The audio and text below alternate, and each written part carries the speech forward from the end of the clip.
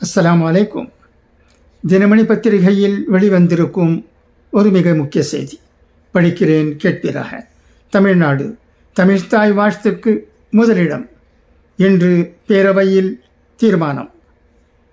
தினமணி செய்திச் சேவை.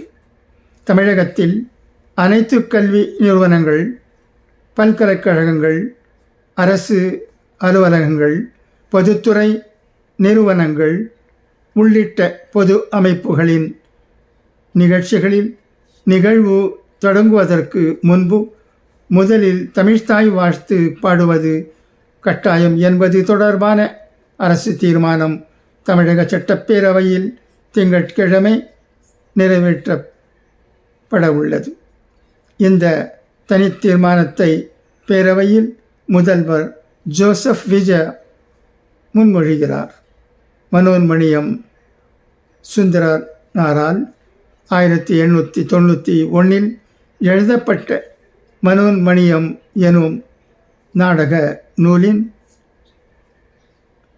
பாயிரத்திலிருந்து எடுக்கப்பட்ட தமிழ்த்தாய் வாழ்த்து 1970 நவம்பர் 26 முதல் அரசு விழாக்களில் முதலில் பாடப்பட வேண்டும் என அரசாணை வெளியிடப்பட்டு செயல்பாட்டுக்கு வந்துள்ளது.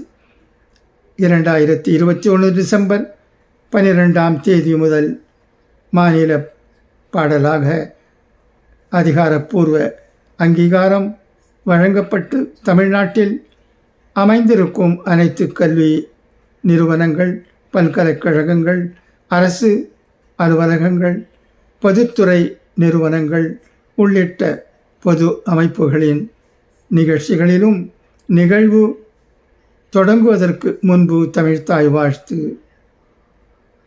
கட்டாயம் பாடப்படும் என்று ஆணையிடப்பட்டுள்ளது. எனவே தமிழ்த்தாய் வாழ்த்து பாடல் முதலில் பாடப்பட வேண்டும் என பேரவையில் தீர்மானம் நிறைவேற்றப்பட உள்ளது.